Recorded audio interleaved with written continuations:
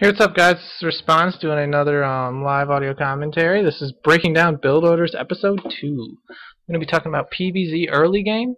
We're going to be discussing using Colossus effectively in the mid game, and we're also going to be talking about timing your attacks effectively. Alright, so let's just get right into this game here. This is a PvZ I played not too long ago against a Zerg player on Metalopolis. We are cross positions, just so you guys know. And that's going to be that's going to be a big key to what my build order is. When you're talking about build orders and when you're thinking about your build order in game, you really need to be thinking about where your opponent is in relation to you, how far away, how close, and this really should affect how you do a build order. Main reason being is because if he's far away and you're doing some type of rush build order, it's going to be much less effective than, say, he was close positions. That seems very basic and very obvious, but it's worth saying. So, for instance, if I am at my position here and he is at the 8 o'clock or 9 o'clock base, an early rush is going to be an early 2 gateway rush is going to be much more effective than if I am at the 12 o'clock position and he's at the 6 o'clock position. It's just going to take me so much longer for my zealots to get there that it's just not even going to be worth doing at that point, because it's going to be much easier for him to defend. So these are things you should really be thinking about while you're in game to decide what type of build order you're planning on doing that game. So I do scout that he's cross position, and I saw his drone go out really early, and I see no spawning pool, so I'm assuming he's going hatchery first. This is actually quite good for him and quite bad for me because of how far away you are. Taking that early expansion is definitely going to help him. He's going to be able to get these this expansion up pretty easily, get Zerglings out, and get enough queens and enough of the spine crawlers to where he'll be able to defend any rush that I'm doing. So doing any early 2-gate rush or any 4 warp gate rush on this map, a 4 warp gate would be a little bit better because obviously you can warp any of your units from wherever. So it's a little bit stronger, but still I don't like doing any early rush builds when we're this far away. I can just work on my economy, get a faster nexus up, and I'll be just fine.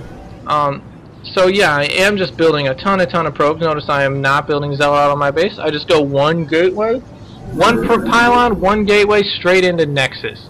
Now this might seem a little risky, but I did scout that his pool is very late.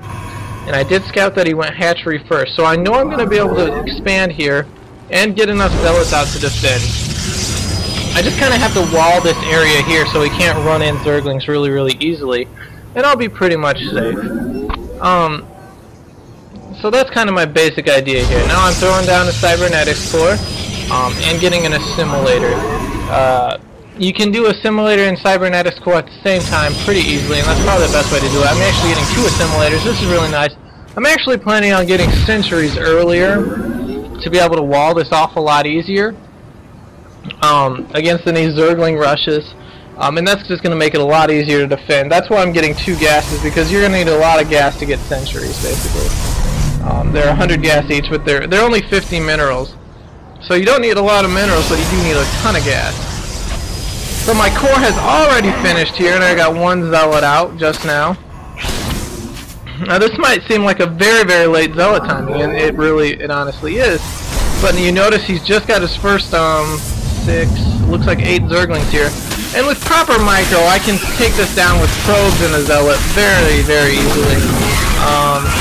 With about similar losses, I should say. Maybe taking a little too many probe losses. Probably could have pulled them back a little bit earlier, but again, it's just it was just very easy and effective to just stop that very easily. No cannons needed. Just stop it with probes and a zealot.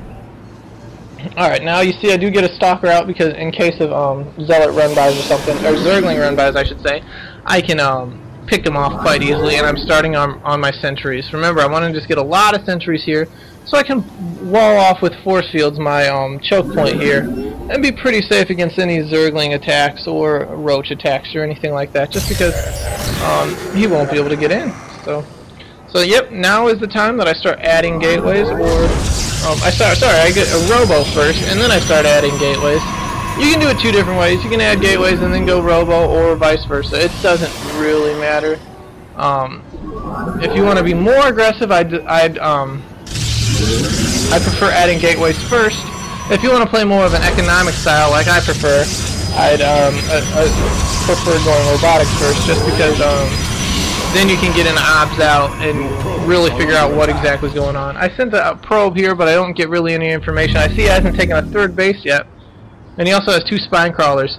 So this could mean a couple things. It could mean a Baneling bust, it could mean a Zergling all-in, it could mean a Roach all-in, it could mean Hydralisk all-in, or it could mean Mutas.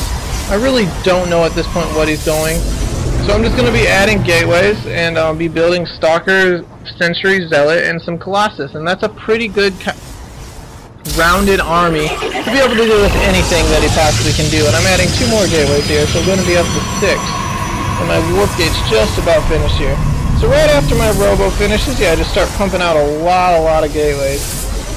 So I can pump out a lot of units really quickly, because I'm assuming he's going for some type of rush build. Now, had I scouted and had he taken the third base, I might have added a forge and work on some upgrades for later in the game. I'm still adding a forge actually, so that's pretty good. So yeah, 4 warp gates now, just going to be warping in units. And I'm sending the obs out. The obs is really key in PvZ. You want to get as much scouting information in as you can to figure out exactly what he's going. I really am kind of playing blind right now, and that's not how you want to be playing StarCraft. You want to have as much information as you possibly can, and he's definitely limited that. He's done a good job of killing all my probes and stuff, so I really don't know. And when I scout, I just see an infestation pit, a spawning pool, and an evolution chamber. So this probably just means, when I see this, is he's going a lot of Zerglings, and he could have a Spire. That's why I'm scouting the expansion as well. But I don't see a Spire here at all, so it's probably just, I'm just assuming it's a lot of Zerglings, and I scout quite a few, but not quite as many as I had expected. So I'm going to be getting my +1 weapons, because weapon upgrades are great against Zerglings, and I'm going to throw down a robotics here. I'm getting a robotics to get Colossus. Colossus are great against Zerglings when you use force fields properly. Also getting an Immortal because I was worried about some Roach attack or something.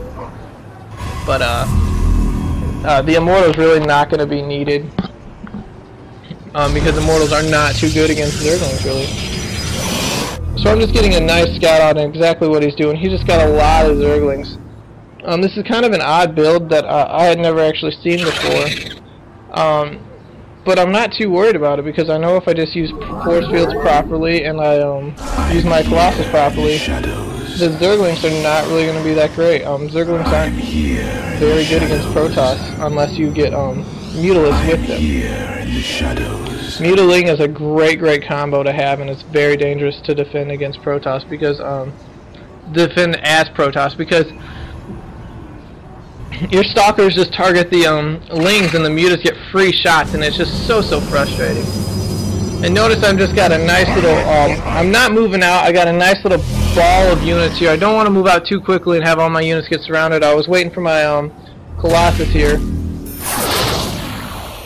to push out, and now I'm going to be pushing out. I got a lot of force fields, and I got a Colossus, and I'm getting a second Colossus, and I'm just going to start warping in Zealots here. So I'm pretty much safe against any type of Zergling attack at all, really. I just got to keep my units together. Having this Colossus out there is really not a good idea. Complete. Notice I do block off with my next round of units here, so while I'm timing attacking, this is a great timing attack. I know that he should be getting his hive right about now, and he's going to be going to Ultralisk. So I really want to break him down before he gets to Ultra. Here comes a big counterattack by him. This has been his plan the whole time. He was just waiting for me to move out. But you see how force fields just make it impossible for the Zerglings to get in, and my Colossus just does great. I mean, 18 kills there. 19 kills just on that one Colossus. And then, again, I'm just pushing forward here now at this point. And I know I can just be really aggressive here. And just need to force field effectively. Those aren't the best force fields in the world, but I mean, they're doing good enough job. I mean, you see barely any of my units are taking hits except from the Spine Crawler. And I'm killing all of these Zerglings rather easily. This is just perfect timing by me. It was right before he could get to Ultralisk, and that was the key. I knew I needed to push out quickly so he couldn't get Ultralisk out, because once he gets Ultralisk out, my Colossus become much less effective and I have to switch to mainly Immortals. But that becomes a problem because then his Zerglings become much more effective against my Immortals.